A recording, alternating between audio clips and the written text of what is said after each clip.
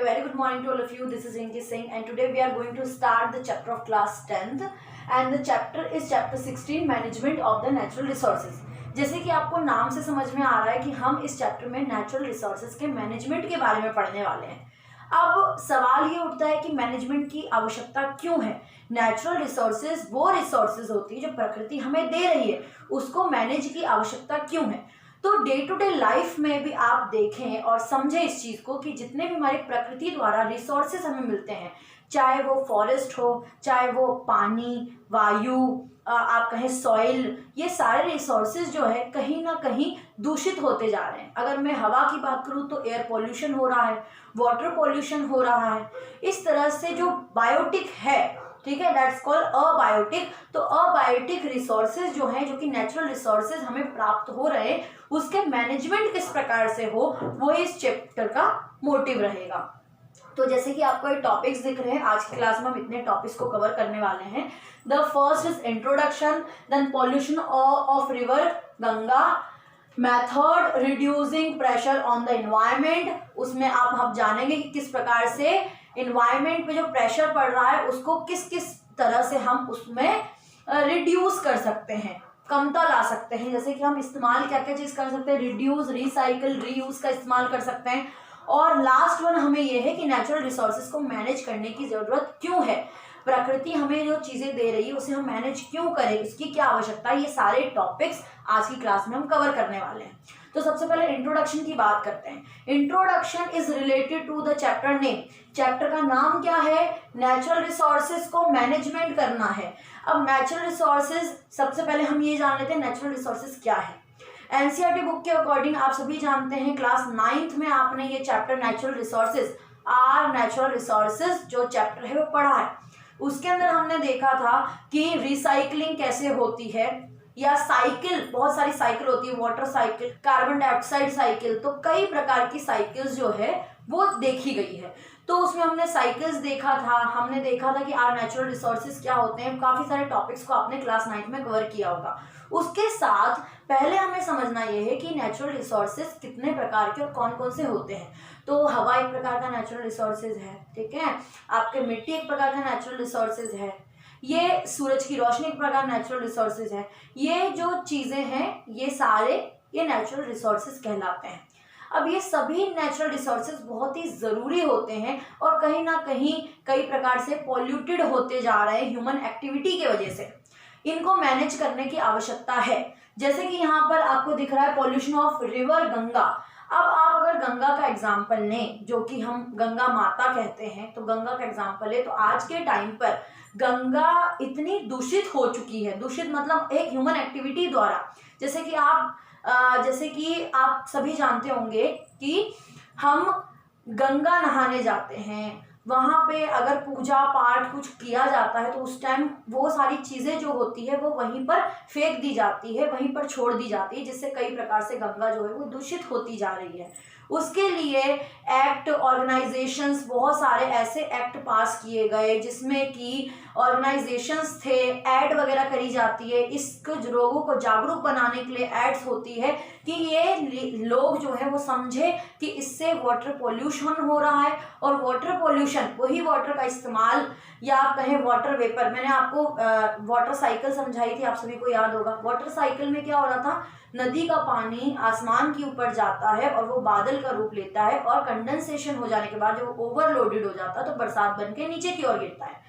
That is the water cycle.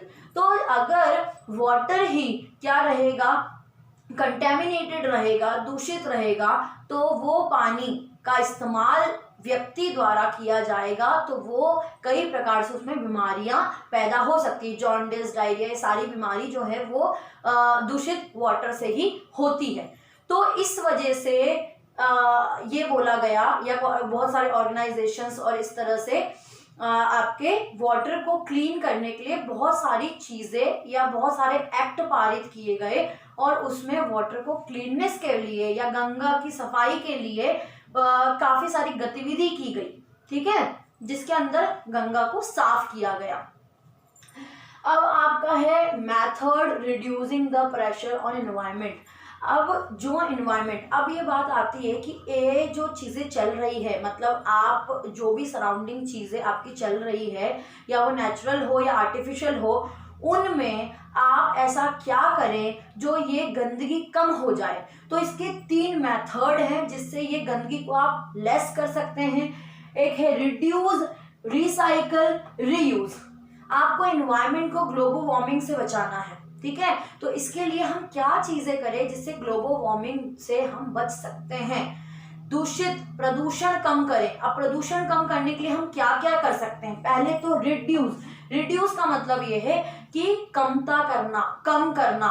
जैसे कि जहां पर बिजली का इस्तेमाल नहीं है वहां हमें इलेक्ट्रिसिटी को ऑन करके हमेशा नहीं रखना चाहिए, ठीक है, कमता कर देनी चाहिए। दैट मीन्स देखिए, अगर कोई भी चीज, ये इंपॉर्टेंट है, ध्यान से समझना, अगर कोई भी चीज है अगर वो कम होती है तो उसका दाम या उसकी महंगाई दर पे बढ़ जाती है। यह आपने डे टू डे लाइफ में रियलाइज किया होगा। अगर कोई भी सब्जी है, आप कोई भी पर्टिकुलर थिंग का एग्जांपल लें, अगर वो कम है तो महंगी हो जाती है महंगी।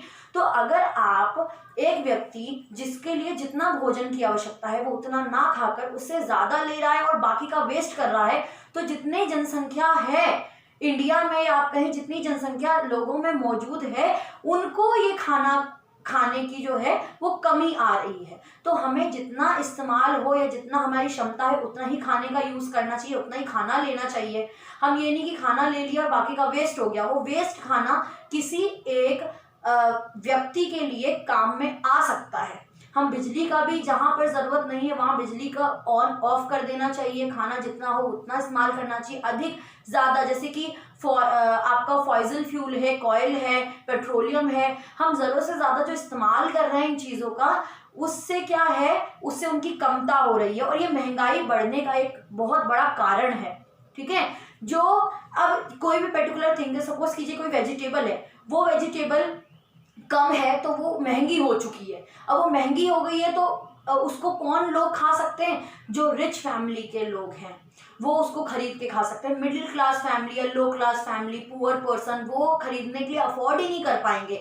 इससे क्या होगी, गरीबी और ये कहें कि अमीरी में डिफ्रेंसिएशन होना शुरू हो जाएगा। तो ऐसा इन्वायरमेंट हमें रखना चाहिए, हर चीज का जितना उपयोग हो सके सिर्फ उतना ही उपयोग करना चाहिए। उसकी ज्यादातर उपयोग करने से आपकी गरीबी रेखा एक बन सकती है। तो it is a very important thing. Recycle, कई सारी चीजों को रिसाइकलिंग करके इस्तेमाल में लाया जा सकता है, रिसाइकलिंग की जा सकती है, पुनः उपयोग में लाया जा सकता है। जैसे कोई चीज है तो उसका दोबारा उसका इस्तेमाल करें, दैट्स कॉल्ड द रिसाइकल। जैसे कि आप सपोज कीजिए आप सामान, बाजार से कुछ सामान लेकर आए हैं, उसके बाद वो पॉलीथीन या जो भी आपका है उसका आप दोबारा इस्तेमाल कर सकते हैं। जैसे पानी की बोतल का एग्जांपल है, पानी की बोतल आप लेकर आते हैं, खरीद कर लेकर आए हैं सपोज कीजिए, तो उसका आप दोबारा इस्तेमाल कर सकते हैं। या बोतल ज़्यादा खराब हो गई तो उसमें प्लांटिंग कर सकते हैं, कोई पौधा उगा सकते हैं। तो इस तरीके से हमें रिसाइकलिंग करते रहना चाहिए चीज़ों को, उन चीज़ों का दूसरे चीज़ों में इस्तेमाल में लाना चाहिए। ओके, अब है रीयूज, दोबारा उस चीज को इस्तेमाल में ले आया जाए, उसी को रीयूज कहते हैं। मतलब एक बार आप उसको यूज कर चुके हो और दोबारा उसको इस्तेमाल में, उसी पर्पज से उसको इस्तेमाल में लाया जाए तो उसको रीयूज कहा जाता है। तो इन तीनों मेथड से आप ग्लोबल वार्मिंग को एक प्रकार से बढ़ने से घटा सकते हो, ये फैक्ट है। Okay, why do we need to manage our resources, हमें अपने रिसोर्सेज को मैनेज करना क्यों जरूरी है। तो आप देख रहे हो कि आपके लिए सारे रिसोर्सेज इंपॉर्टेंट है। अब सपोज कीजिए सूरज की रोशनी नहीं होगी तो प्लांट अपना खाना नहीं बनाएगा, फोटोसिंथेसिस नहीं करेगा, और वो फोटोसिंथेसिस नहीं करेगा तो आपको खाना कहाँ से मिलेगा। तो सूरज की रोशनी एक इंपॉर्टेंट रिसोर्सेज है। हवा नहीं चलेगी तो हम सांस कैसे लेंगे, हवा एक नेचुरल रिसोर्सेज है। मिट्टी नहीं होगी तो प्लांट किसमें ग्रोथ करेगा, मिट्टी भी एक प्रकार का नेचुरल रिसोर्सेज है। तो जितना भी आपकी डे टू डे लाइफ में, चाहे वो चीजें आर्टिफिशियल क्यों ना बनी हो, वो सारे ही एक नेचुरल इन्वायरमेंट की वजह, नेचुरल इन्वायरमेंट या आप कहें कि नेचुरल रिसोर्सेज द्वारा हमें प्राप्त हो रही है। एक एग्जांपल हम ले लेते हैं, सपोज कीजिए आप बाजार से कुरकुरे का पैकेट खरीद के लाए हैं, तो कुरकुरे में जो मसाला, मैदा, इंग्रेडिएंट्स जो लगे हैं वो तो हमें प्लांट से मिले। आप कोई भी, आप लकड़ी का डोर है, वो लकड़ियां हमें कहाँ से मिली है, जंगल से मिली है। अब कोई भी चीज ले, मेटल है, मेटल कहाँ से मिलता है, मिनरल से मिलता है, रॉक पार्टिकल से मिलता है। तो जितने भी आपके सराउंडिंग चीजें हैं वो नेचुरल रिसोर्सेज द्वारा ही हमें प्राप्त हो रही है। तो इसके लिए इंपॉर्टेंट ये है कि उसका मैनेजमेंट करना बहुत इंपॉर्टेंट है। अगर वो मैनेज नहीं करेंगे, इन तीनों चीजों का हम इस्तेमाल नहीं करेंगे, तो इससे एक तो वो रिसोर्सेज की क्या हो जाएगी, दूषित हो जाएगा, वो रिसोर्सेज खराब हो जाएगी, या आप कहें कंटेमिनेटेड हो जाएगी, दूषित हो जाएगी एक प्रकार से। और ऐसा हो सकता है कि हमारे लिए वो आगे चल के इतनी इंसेंशियल हो जाए, इतनी ज़रूरी है कि हमें उसके लिए अधिक दाम में उसको खरीदना पड़े। जैसे पानी आजकल लोग अंधाधुंध तरीके से इस्तेमाल कर रहे हैं और उसको बिना सोचे समझे जितना मर्जी उतना इस्तेमाल करते हैं। लेकिन आगे चल के अगर पानी की कमता हो जाए तो यही पानी, आज आप बाहर जा रहे हो और आपके पास पानी की बोतल नहीं है, तो आप पानी की कीमत क्या है, 20 रुपये पानी की कीमत या 40 रुपये पानी की कीमत होती है, 20, 30, 40 के करीब होती है। वहीं अगर इसी तरीके से होता रहा तो कहीं होगा कि खाने से ज़्यादा महंगा पानी होने लगेगा। तो ये जितने भी नेचुरल रिसोर्सेज हैं उनको हमें सबसे पहले दूषित नहीं होने देना है। देखिए, हवा ऐसा नेचुरल रिसोर्सेज है जो कि आप जितना मर्जी इस्तेमाल कर सकते हो, सूरज भी ऐसा रिसोर्स है जितना मर्जी इस्तेमाल कर सकते हो, लेकिन ये कहीं ना कहीं क्या हो रहे हैं, दूषित होते जा रहे हैं प्रदूषण के वजह से। तो इसके लिए हमें ये तीनों मेथड का यूज करना चाहिए, जितना हो सके चीज़ों को सेव करना चाहिए, रीयूज करना चाहिए, रिसाइकलिंग करना चाहिए। It is the very important for our natural environment. हमें आसपास के इन्वायरमेंट को, बीमारी से दूर रहना है, ग्लोबल वार्मिंग को बचाना है, ग्लोबल वार्मिंग से दूर रखना है, तो हमें ये सारी चीज़ें करनी और चीज़ों को, इन्वायरमेंट को समझना बहुत ज़रूरी है। I hope it's clear. If you like this video, so like, subscribe and share. And अगर आपको समझ में आ चुका है तो एक बार कमेंट बॉक्स में कहें कि मैम क्लियर है।